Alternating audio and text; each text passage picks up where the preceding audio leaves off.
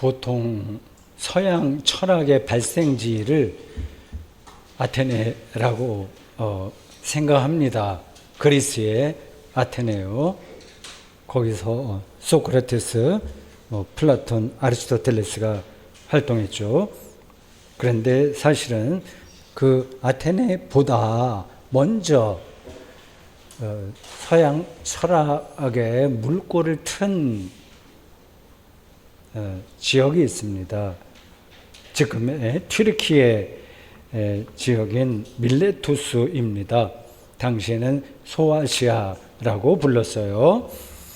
밀레투스 학파가 아테네 학파보다 100년 이상 앞섰다고 합니다. 탈레스, 만물의 본질이 물이다, 그걸 주장한 그 사람이나 그의 제자 몇몇 사람들, 예를 들자면 아낙시만드로스 같은 사람들이 지금의 튀르키예, 당시로서는 소아시아라고 부르는 밀레투스에서 철학 학파를 시작했습니다.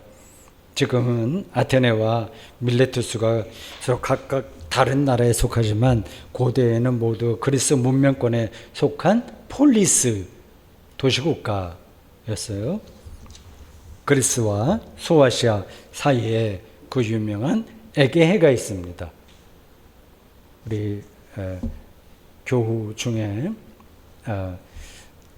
그 영국과 유럽 휴가를 맞아서 다녀올 분이 계시더라고요. 그 에게해에 한번 배를 타볼만 할 겁니다. 그 그리스와 그 튀르키예 사이에 있는 바다이고 거기에 섬이 많습니다. 그걸 중심으로 그리스 신화가 전개됩니다. 바울은 당시 소아시아와 그리스를 오가면서 복음을 전했어요. 그러니까 당연하게 에게해를 수없이 왔다 갔다 했겠죠. 배를 타고요. 3차 선교 여행을 보도하는 사도행전 20장의 설명에 따르면 바울은 그리스 북쪽 지역인 마게도냐로 갔다가 빌립보에서 배를 타고 에게해를 건너 소아시아 드로아로 왔다고 합니다. 나중에 한번 지도를 찾아보세요. 옛날 지도요. 거기서 다시 배를 타고 튀르키예요. 지중해 미안한 쪽입니다. 튀르키예 서쪽 지역이에요. 밀레도에서 배를 타고 이렇게 밑으로 조금씩 이제 내려오는 중입니다. 밀레투스까지 왔어요. 그 밀레투스를 우리말 성경은 밀레도라고 번역했습니다. 사도행전 20장 15절입니다. 거기서 떠나 이튿날 기오 앞에 오고, 지명이에요. 기오 바닷가죠. 이튿날 사모에 들르고 또 그 다음날 밀레투스에 이르니라. 그 밀레도에서 바울은 사람을 시켜서 에베소에 있는 장로들을 좀 오십시오 청했습니다. 드로아에서 이렇게 밀레투스까지 오는데 중간에 에베소가 있거든요. 그러니까 에베소에 들릴 수도 있으나 항해 일정상 들리지 못하고 밀레도로 내려온 것 같습니다. 에베소에서 밀레도까지 거리가 얼마나 되는지 제가 구글 지도를 한번 쳐봤어요. 그래서 제가 거기 여행 갔다는 생각으로 그 에페수스 박물관과 밀레투스 박물관 이걸 입력해 봤습니다. 그랬더니 79km가 나오고, 이게 꾸불꾸불한 길이죠. 자동차가 어리니까요. 자동차로 1시간 4분 걸립니다. 건강한 사람이 빨리 걸으면 이틀 걸리고, 밤잠 자지 않고 걸으면 하루에 올 수 있습니다. 에베소에서 장로들이 이 밀레투스까지 왔습니다. 바울이 이렇게 얘기합니다. 유언과 같아요. 보라, 이제 나는 성령에 매여 예루살렘으로 가는데 거기서 무슨 일을 당하는지 알지 못하노라. 오직 성령이 각 성에게 내게 증언하여 성에서 내게 증언하여 결박과 환난이 나를 기다린다 하시나 내가 달려갈 길과 주 예수의 받은 사명 곧 하나님의 은혜의 복음을 증언하는 일을 마치려 하면은 나의 생명조차 조금 더 귀한 것으로 여기지 아니하노라. 사도행전 20장 22절에서 24절입니다. 그들은 함께 무릎 꿇고 기도하고 울었어요. 에베소 장로들은 이제 이게 마지막이라고 하는 생각이 드니까 마음이 아주 깊이 짠했겠죠. 그래서 그 바울을 그 밀레투스에서 배를 타는 데까지 배웅했다고 합니다.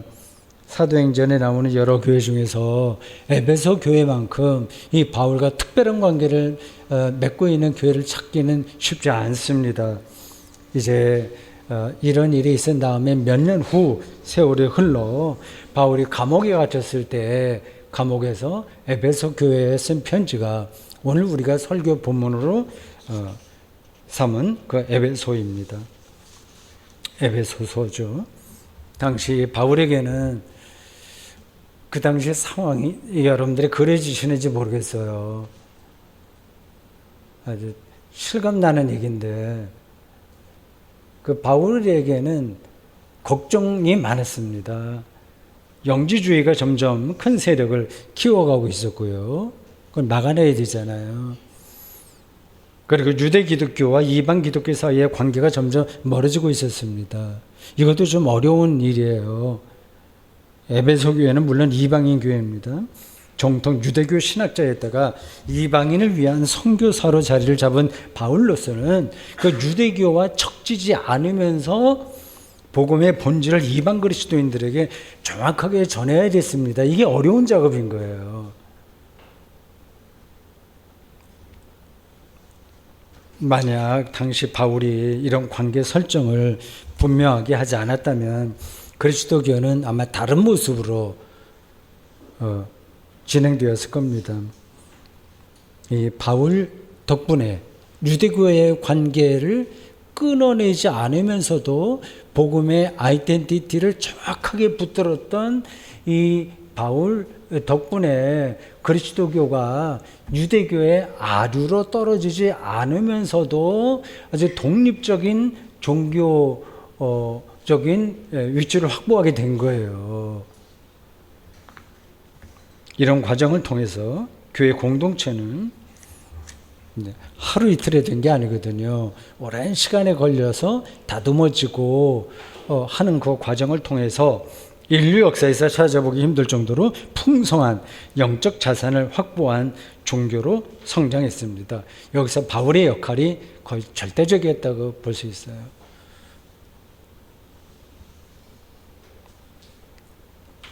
어떻게 하면 유대교와 척지지 않으면서도 복음의 정체성을 놓치지 않을 수 있었을까요?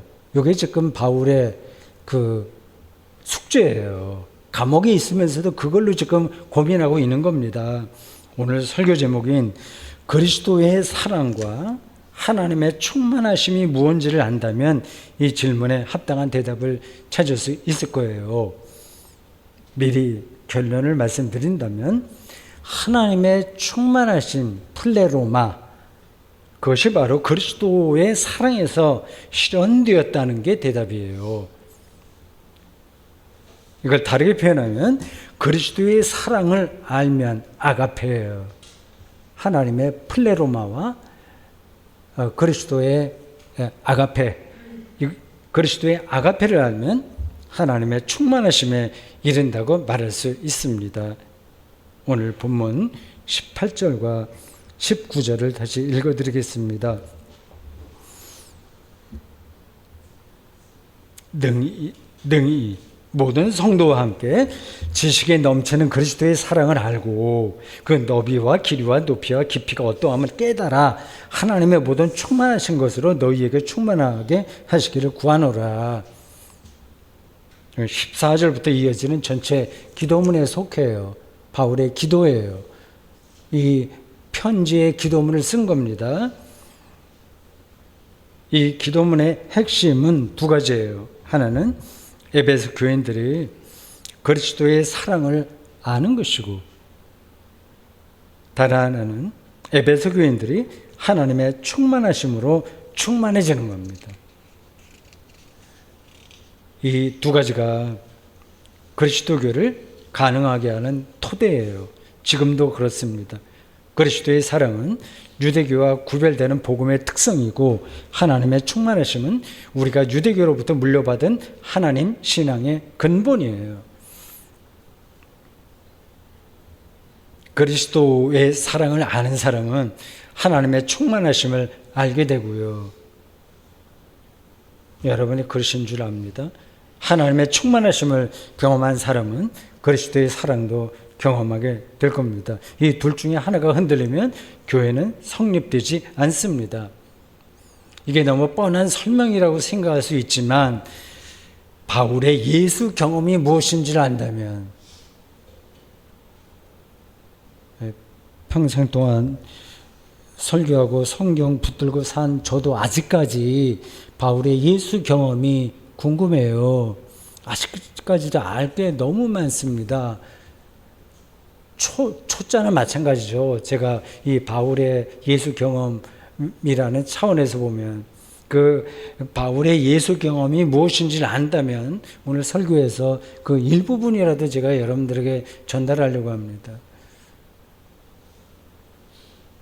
그걸 안다면 우리도 하나님 경험의 새로운 차원으로, 즉 삶의 혹은 인생의, 아니면 우리 실존의 새로운 차원으로 들어갈 수 있습니다.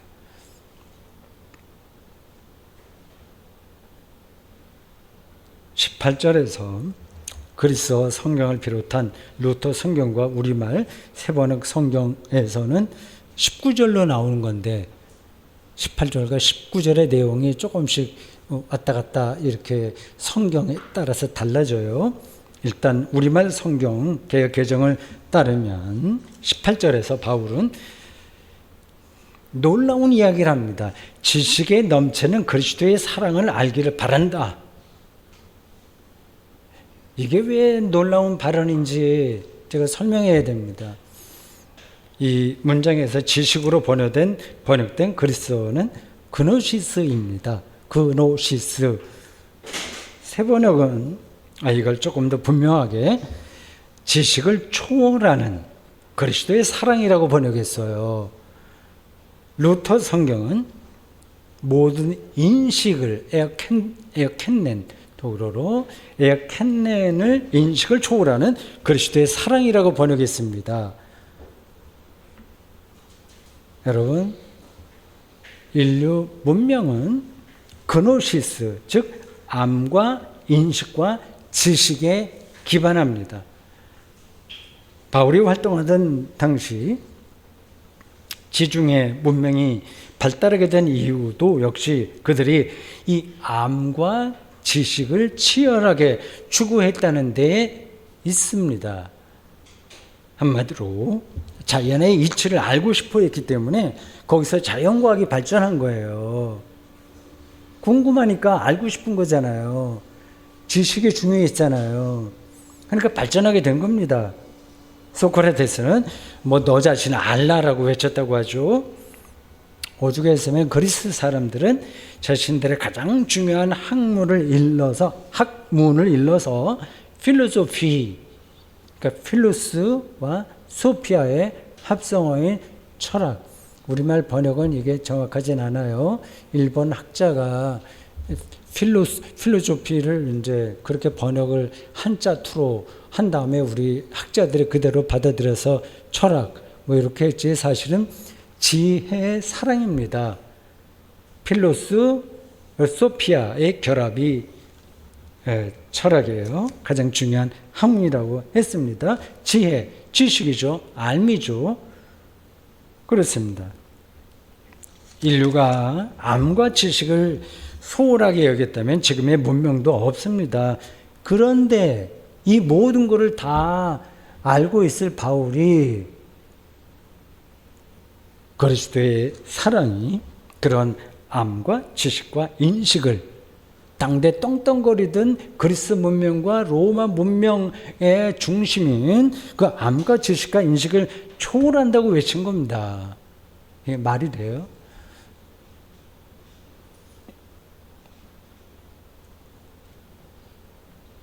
뭐 지금이야 기독교가 세계 종교가 됐으니까 그냥 말이 될 수 있다 하지만 당시로 돌아가 보십시오. 신흥 종교 아주 일부 사람들만 따랐던 그리스도의 사랑이 로마 문명과 그리스도 문명의 그 근본을 초월한다. 그렇게 얘기한 겁니다. 폭탄 선언이죠. 바울이 활동하던 시대보다 지금 우리가 사는 21세기는 암과 지식이 더 막강한 힘을 발휘합니다. 더 심합니다. 특히 자연과학이 현대인의 일상과 사유를 압도합니다. 스마트폰은 그노시스의 총화예요. 스마트폰을 통해서 모든 정보를 얻고 재미도 얻고 삶의 활력까지 얻는 것 같습니다. 물론 나쁜 영향도 받아요. 거짓 정보와 거짓 뉴스가 불특정 다수에게 유포됩니다. 이 오염된 정보가 재생산되는 방식으로 우리의 삶을 지배하고 있어요. 그걸 눈치채는 사람도 있고 못 채는 사람도 있습니다. 가상을 현실로 여기는 현대인들은 인공지능이 인간의 모든 문제를 완벽하게 해결해 줄 유토피아를 꿈꾸든지 아니면 인공지능이 인간을 노예처럼 지배하게 될 디스토피아를 내다보기도 합니다. 이런 암과 지식과 인식이 바울 시대보다 훨씬 막강한 힘으로 작동하는 현대 사회에서 우리 그리스도인들은 여전히 그리스도의 아가페 사랑이 지식과 정보를 초월한다고 말할 수 있을까요? 혹시 우리의 외침이 사이비 이단 교주들의 과대 망상처럼 세상 사람들에게 무시당하는 것은 아닐까요? 그렇게 기독교를 냉소적으로 사람들이 볼 만큼 우리의 말에 근거가 없는 건 아닐까요? 열광주의에 떨어져 버리고 마는 건 아닐까요? 그리스도의 사랑이 사람의 암과 지식을 초월한다는 말이 실제로 무슨 뜻입니까? 일단 그걸 알아야 되잖아요. 이게 무슨 뜻이죠?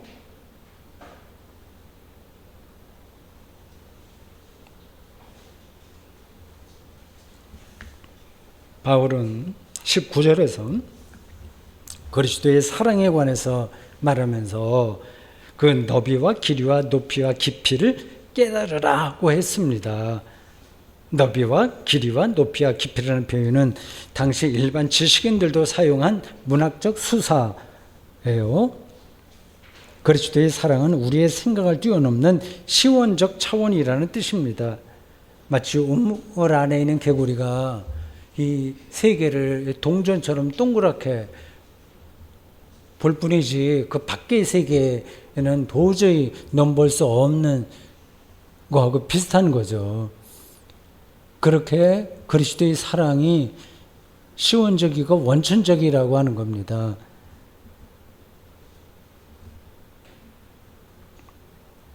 바울의 생각을 조금 더 이해하려면 그 뒤로 이어지는 본문을 고린도 후서에 나온 조금 더 살펴봐야 됩니다. 5장 13절에서 고린도 후서 바울은 비장한 어투로 우리가 만일 미쳤어도 하나님을 위한 것이요 정신이 온전하여도 너희를 위한 것이니 라고 말합니다. 그의 메시지가 세상과 세상의 암과 지식에만 마음을 둔 사람들에게 미친 소리처럼 들려서 이렇게 말한 것일까요? 뭐 이런 바울의 표현을 보면 그의 영적인 고민이 어땠을까 하는 게 전달되네요. 이어서 고린도 후서 5장 14절에서 15절 이렇게 이야기합니다. 그리스도의 사랑이 인간의 암과 지식을 초월한다는 이 바울의 말에 어떤 근거가 있는지를 요 고린도 후서 본문을 통해서 설명하려고 하는 거예요. 그 내용이 우리가 읽은 본문 에베소에는 나오지 않기 때문에요. 일단 들어보십시오. 그거 어떤 얘기를 하나. 놀랍습니다. 근데 따라가기가 정말 힘들어요. 그리스도의 사랑이 우리 에베소에 나온 거하고 똑같은 표현이에요. 아가페 투 그리스도. 그리스도의 사랑이 우리를 강권하시는도다. 우리가 생각하건대 한 사람이 모든 사람을 대신하여 죽었은즉 모든 사람이 죽은 것이라. 이게 도대체 무슨 말이에요? 그가 모든 사람을 대신하여 죽으심은 살아있는 자들로 하여금 다시는 그들 자신을 위하여 살지 않고 오직 그들을 대신하여 죽었다가 다시 살아나신 이를 위하여 살게 하려 함이라. 알 듯 말 듯 할 겁니다.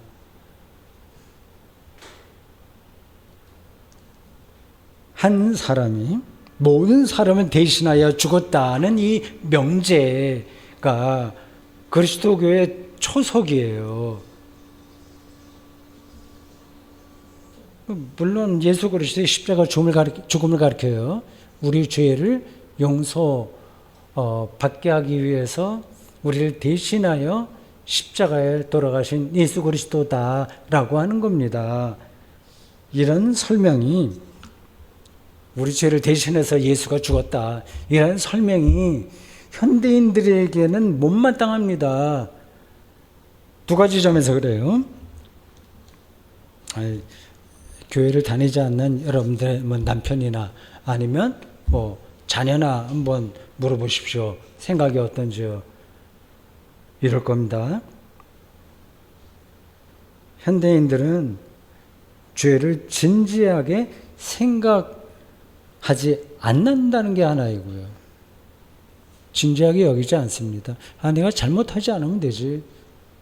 요 정도예요. 그리고 죄에 대한 책임은 스스로 져야지 어떻게 다른 사람이 대신 지냐. 그게 또 하나입니다. 그런데 그리스도교는 죄를 단순히 도덕적인 잘못이라고 보는 게 아니라 존재론적인 깊이에서 발생한 인격의 왜곡 그리고 파탄이라고 봅니다. 따라서 죄는 실정법이나 도덕법으로 해결되는 게 아니에요. 양심으로 해결되지 않습니다. 교회 꼭 다녀야 되나? 내가 다른 사람한테 부끄러울 거 없이 살면 되지. 잘못하는 거 없이 살면 되지. 이런 정도로 생각하는 거는 그리스도교에서 말하는 죄의 깊이를 전혀 모르는 겁니다. 그리고 자기 자신을 속이는 겁니다. 어떤 면에서 그렇습니다. 죄는 죽어야 끝납니다. 죽지 않는 한 죄에서 벗어나지 못합니다. 하나님처럼 눈이 밝아지고 싶어하던 이 아담, 그 인식이에요. 그 눈을 알고 싶어하는 것 자체가 죄예요. 그리스도교 성서에서 보면 조금 이상하죠, 그런 표현들이요. 그러니까 아는 게 죄입니다. 아담과 이브의 선악과가 말하려고 하는 그 핵심에서 보면 그렇습니다. 눈이 밝아지고 싶어 하던 그 죄의 유혹에 넘어간 아담, 그리고 동생 아벨을 때려 죽인 카인의 후손 중에서 죄에 기울어지지 않은 사람은 없습니다. 상대적으로는 착하게 살 수 있어요. 실정법의 제재를 피할 수는 있어요. 그러나 죄를 짓지 않을 수는 없어요. 그래서 신학자들은 그 죄의 개념을 휴브리스, 교만하지 않은 사람 없잖아요. 이거는 무식한 사람도 교만하고 유식한 사람도 교만합니다. 그리고 아모르수이, 자기 사랑, 자기 연민 이라고 표현했어요. 죄를. 지식이 있든지 없든지 돈이 많든 없든 우리는 교만하고 자기를 사랑하고 자아에만 집중하며 자기 연민에 종종 떨어집니다. 죽어야만 여기서 벗어날 수 있는데 우리는 여전히 숨쉬고 살아야 되니까 해결이 안 되는 거예요. 죄의 지배를 계속 받을 수밖에 없습니다. 어떻게 해야 이런 딜레마에서 벗어날 수 있을까요? 유대인들도 이거 다 알고 있습니다. 구약 성경도 그걸 전제하고 하는 이야기입니다. 유대인들은 율법을 구원의 길로 선택했습니다. 바울도 율법 전문가였어요.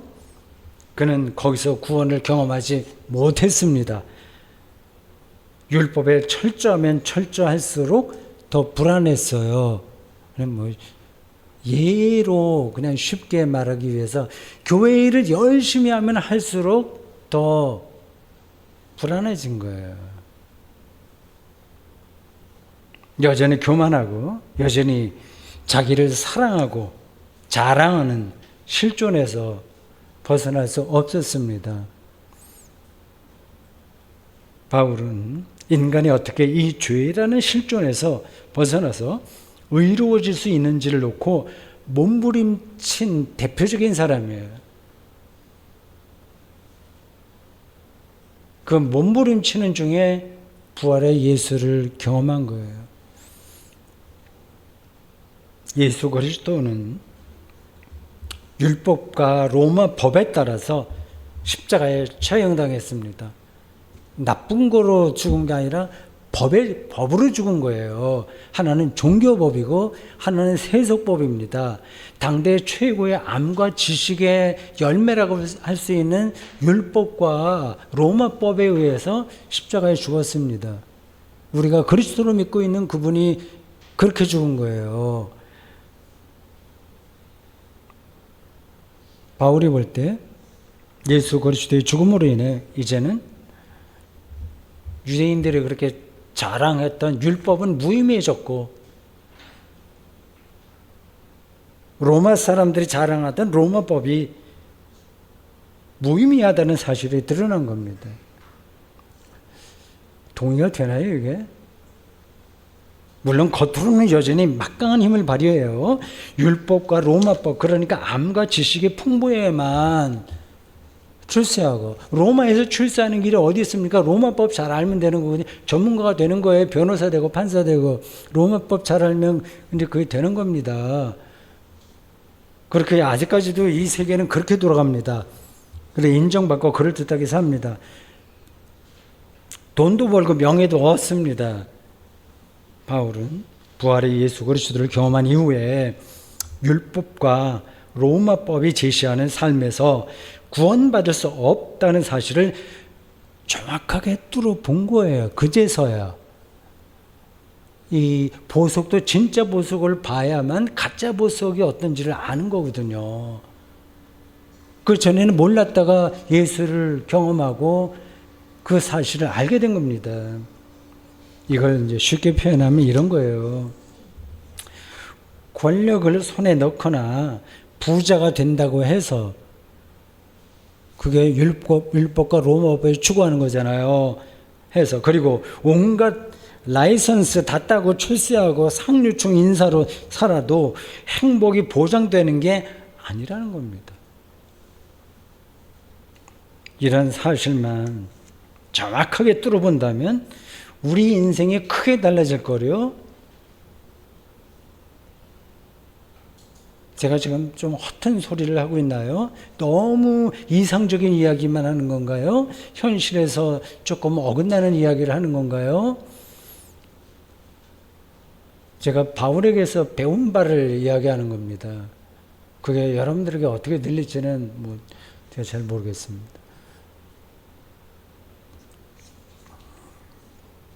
바울은 이제 삶을, 인생을, 자기 실존을 다르게 보기 시작한 거예요. 자기 자신을 위해서 살지 않고 우리를 대신하여 죽었다가 다시 사신 예수 그리스도를 위해서 산다. 고린도후서 5장 15절 후반절입니다. 예수 그리스도를 위해서 산다는 말은 하도 많이 들었으니까 이 말은 예수 그리스도에게서 발생한 하나님의 구원을 삶의 중심으로 삼는다는 뜻이에요. 우리를 죽음으로 몰아가는 죄가 아니라, 즉 자기 스스로 자기 인생을 완성해야 되겠다는 강렬한 욕망과 자기 연민과 자기 사랑이 아니라, 수능시험 높게 보려고 하는 것도 다 거기에 동기가 있는 거잖아요. 자기 사랑이잖아요. 이걸 제가 매도해서 드리는 말씀이 아니에요. 그게 현실이라는 것을 말씀드리는 겁니다. 그게 아니라, 다시 말해서 율법과 로마 법에 집착하는 게 아니라 모든 것을 무효로 만드는 예수 그리스도의 사랑을, 즉 예수 그리스도의 십자가와 그의 부활을 삶의 중심으로 삼겠다는 겁니다. 이게 실제로 가능한 이야기일까요? 이 말이 여러분들에게 설득됩니까? 아니면 오늘 우리에게 그리스도의 사랑은 여전히 모호하고 낭만적이긴 한데 뭔가 모호하고 실제 삶과는 거리가 멀다고 느껴지지는 않으신가요? 솔직하게 스스로에게 질문해 보십시오.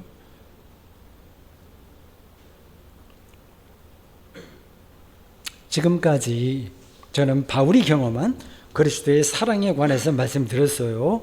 설교 제목의 두 번째 주제인 하나님의 충만하심을 다시 말하려면 또 한편의 설교가 필요하겠죠. 근데 그럴 필요가 없습니다. 그리스도의 사랑이 곧 하나님의 충만하심이기에 다시 말할 필요가 없어요. 설교 앞부분에서 이미 결론으로 말씀드렸듯이 그리스도의 사랑을 아는 사람은 이미 하나님의 충만하심으로 충만해졌기에 더는 돈으로 충만해지기를 바라지 않습니다. 돈으로 대박나기를 원하지 않습니다. 우연하게 그런 기회가 오면 어쩔 수 없긴 한데 그걸로 충만해지기를 바라지 않습니다. 세상 사람들이 말하는 행복한 조건으로 충만해지기를 바라지 않습니다. 그거 해보세요. 충만해지는 거 해보세요. 행복한 조건들 다 채워보세요. 그걸로 충만해지는지. 그런 사람이 있으면 뭐 개인적으로 저에게 한번 와서 말씀해 주세요. 그게 정말 충만한지.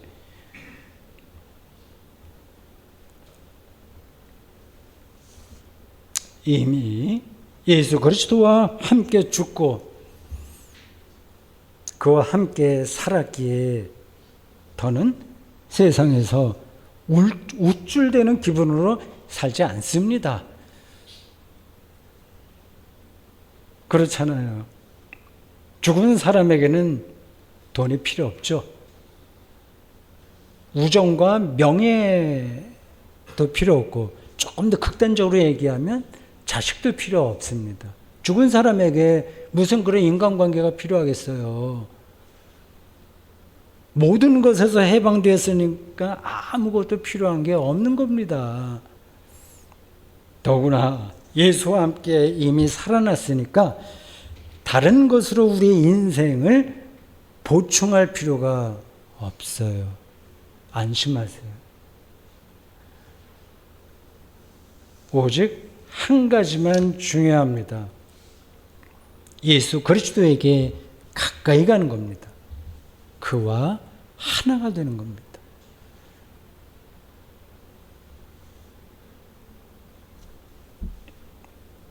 지금까지의 설교를 듣고 그리스도교적인 설교로는 뭐 그럴듯하게 들리긴 하지만 세상 사례는 그렇게 돌아가지 않는데 뭐 어떻게 하라는 말이냐 하고 호소하고 싶은 분들이 계실지도 몰라요.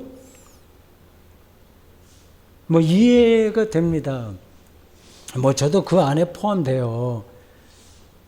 여기서 우리가 살아있는 동안 이루어야 할 일들이 얼마나 많습니까? 하고 싶은 게 얼마나 많아요.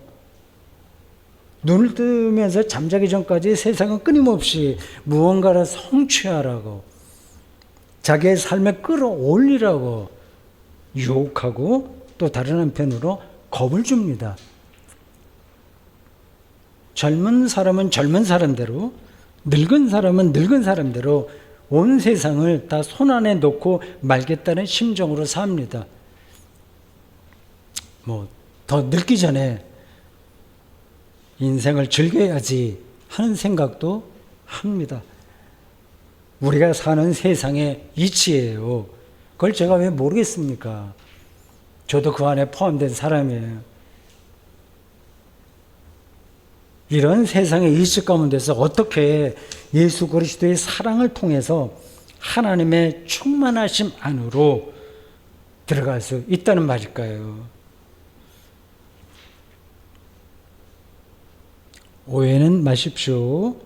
출가 수도승들처럼 일상에 대한 욕망을 완전히 포기하고 기도하고 성경 읽고 예배만 드리면 된다고, 우리 인생에서 암과 지식 이런 거 아무 소용없다고 말씀드리는 게 아닙니다. 일상을 어떻게 사는지는 조금 부자로 살 수도 있고 좀 가난하게 살 수도 있어요. 좀 건강하게 살 수도 있고 좀 약하게 살 수도 있는데, 자식이 있을 수도 있고 없을 수도 있는데, 그러니까 여러분들이 형편대로 여러분들의 선택해서 살면 됩니다. 중요한 사실은 다음입니다. 우리 그리스도인은 이미 예수 그리스도의 사랑을 알아 하나님의 충만하심, 플레로마로 충만해진 사람들입니다. 이미 충만해졌어요. 이로 인해서 삶 자체가 충만해진 겁니다. 이미 구원받은 사람들이에요. 그런데 무언가 궁핍한 사람처럼 세상을 부러워하면 되겠습니까? 여기 기웃 저기 기웃하면 되겠습니까? 바울처럼 저도 여러분을 위해서 이렇게 기도합니다. 모든 암과 지식, 그노시스를 초월하는 그리스도의 사랑을 깨달아 하나님의 모든 충만하심으로 여러분의 삶이 충만해지기를 진심으로 바랍니다. 아멘.